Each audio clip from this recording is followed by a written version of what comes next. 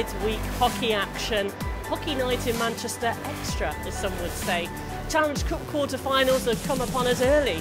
Last year it seemed to be January or February, but here we are in the middle of December, the first leg here in Altrincham. And my God, has it been a week of twists and turns. Some would say a tale of David and Goliath. So which one will be which? Let's find out, and find out whether there's an ounce of karma in the air for Manchester Storm tonight. Well, the Giants will go right to left. Storm in those purple-yellow jerseys. A quick shot comes in over the top, and you can't help but feel it's going to be a shoot-on-sight policy for Belfast, particularly in this opening period, as Higgins uses Riley. Good player, Blair Riley. Really has adapted to life in the Elite League very quickly. Forney. Trabuco doing his back checking on Higgins. Potentially a little fortunate, Chris Higgins. A little bit of petulance, I think, probably is what I'd call it. Not for the first time this season. No, called a match penalty for spearing, which was amended to a 5+ game penalty. And he does have that little streak in him, doesn't he? Belfast come in again, Spanswick kicks one away, and that will be a little confidence booster. And you can't help but feel the first 10 minutes of this tie could be crucial. Manchester or Belfast can't win it in that time, but potentially you could lose it, and that's not a good pass as Vandermeer collects. Quick snapshot comes in, that's deflected, and watch Manchester collapse really close to the netminder. They don't want any second shots, and I suppose if it's anything, Paddy, it's he's got to make the first save. Let the defenseman deal with everything else. Absolutely, and I think there's a chance back door, could go the other way. Excuse me, that was Heatley with the opportunity. As I said, I think a bit like a batsman in cricket, Seth, if you play yourself in, you'll stay there for a while, and I think that's exactly what Spanswick has to try and do. Make the first save, rely on his defence to clear it away, and play himself into this game and give the Giants a test. Chris Higgins has just cantered off down the tunnel to go and get himself another stick. Usually you would expect them to be on the bench. Yeah. I don't know what's happened there, but anyway, he's now waiting to go back out onto the ice from somewhere completely different than you'd anticipate him being. There we go. Johnson finds Bissonnette, drives hard to the net himself. Dickin will collect. Storm with men in deep, what a chance and a goal! Johnson capped in front, and the Storm have the lead in this quarter-final. Once again, a bad turnover from the Giants on the play. You can see Johnson going right to the net there, but he's just standing there. The Giants are taking no heed of him, and it's all too easy for him to put 5-0 on Stephen Murphy. Here is Mason. For those of you that don't know who Davey is, I do believe there are those people in the world. I'm sure there's plenty of them. He's part of the highly successful View from the Bridge podcast, which Paddy does, and various different guests along the way. Trabuco loses his stick in that challenge.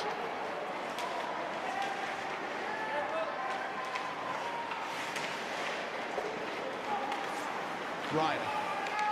Since the goal, Belfast have just stepped it up a little bit here. Now top of the circle, Walser.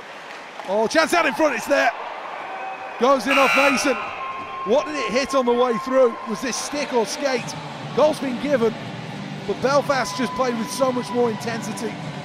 And we're all level here in the quarterfinals of the Challenge Cup. A lot more movement from the Giants. I'm just trying to see there was it's definitely Jeff Mason, but does it hit the stick or the skate? You see the play coming right around the perimeter here, and the Giants just trying to find a way, as they've been trying to do all game against the Storm. I think stick.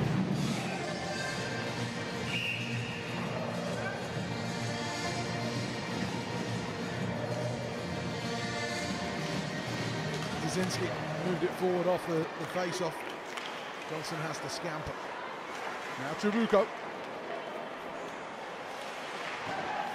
Chance out in front. Oh, Trabuco! Super Mario stuns the Giants. A breakdown here from Belfast again, and Trabuco with a sting.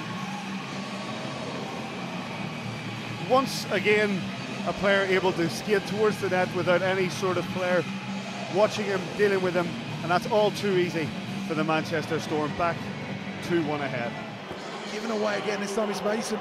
Got Bennett over here. Cartier goes to the net again. Cartier pucks over the line. Not going to be given. Penalty coming. So hooking call. No goal is the shake of the head. Well, what knocks this over the line is the body of Cartier. Yes, I think the hooking call has to go on Derek Walser in that case. What's your view? Is that a goal? Is it not a goal? Yeah. The whistle did go before. You could see it. The puck was clearly in the blue paint when the whistle was going. Well, that's what it looked like from this angle. You've got to remember as well, it's not when the whistle is blown. It's when the referee has decided to blow the whistle. Manchester need good transition here. 2-goal lead would be very, very helpful. Trabuco reversing. Here's Bissonnette. Trabuco, fake shot to Johnson. These two again, side of the net it goes. Cartier wheeling round into the final 7 seconds. Trabuco, oh now Johnson. Here's Bissonnette, here's Trabuco. Didn't miss by much and finished! Off the backboards is Bissonnette as time expires on the penalty. Storm get their power play goal and they lead this quarter-final first leg by 3-1. It's no more than the Manchester Storm deserve on that 5-on-3. They worked it really hard. They put a lot of pressure on the Giants. You can see the player come out to pressure the puck. I think that's Colin Shields trying to cut the pressure the puck there, but it's no good. It comes flying off those backboards and it's just too easy to be put in there.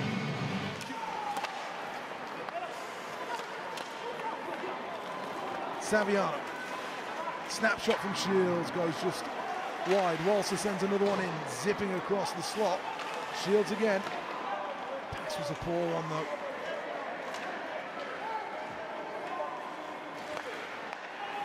The Storm are doing everything to frustrate as that comes off Spanswick.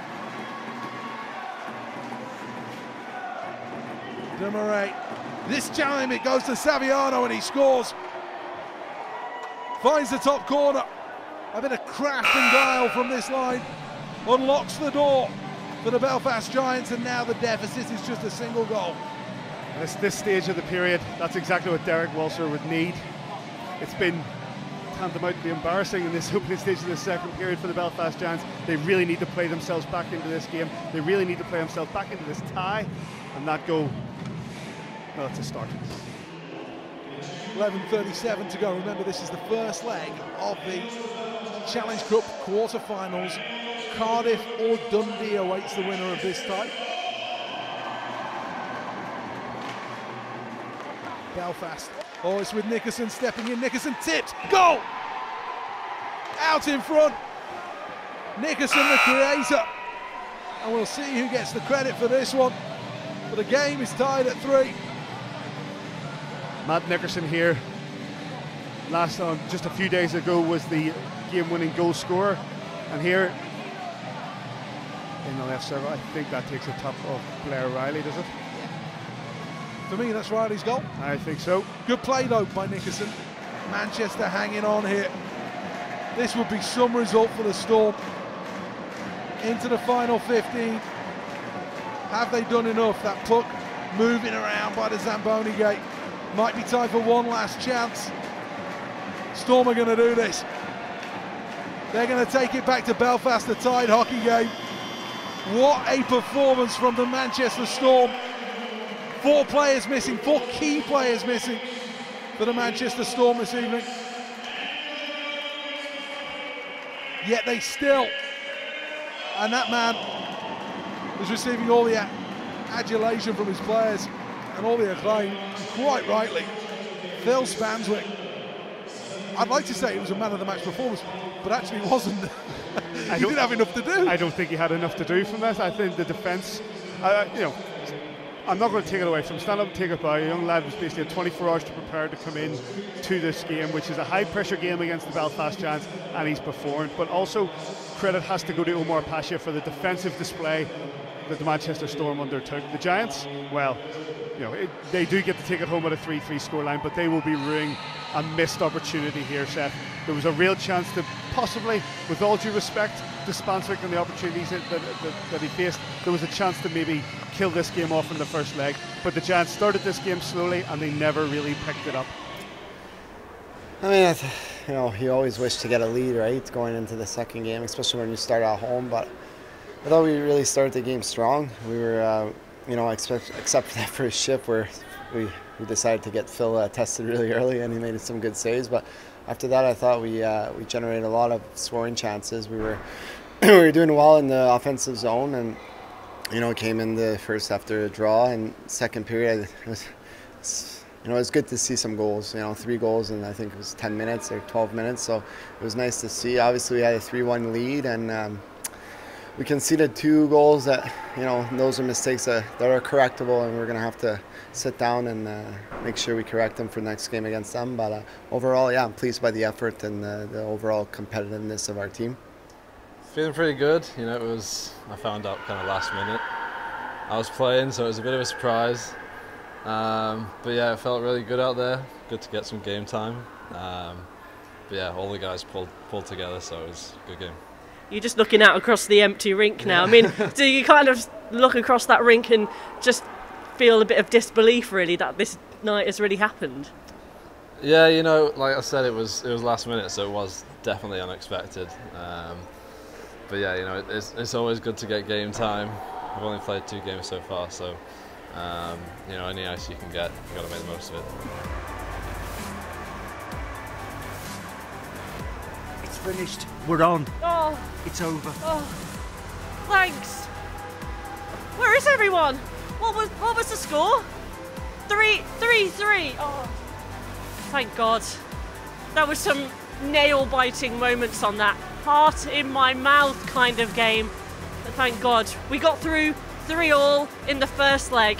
Let's hope that in the second leg a little bit of magic happens when we head to the SSE Arena next Tuesday. Until then, Five Flyers come back on Saturday. It's the last home game before Christmas, so we hope to see you there. Until then, always take the weather with you.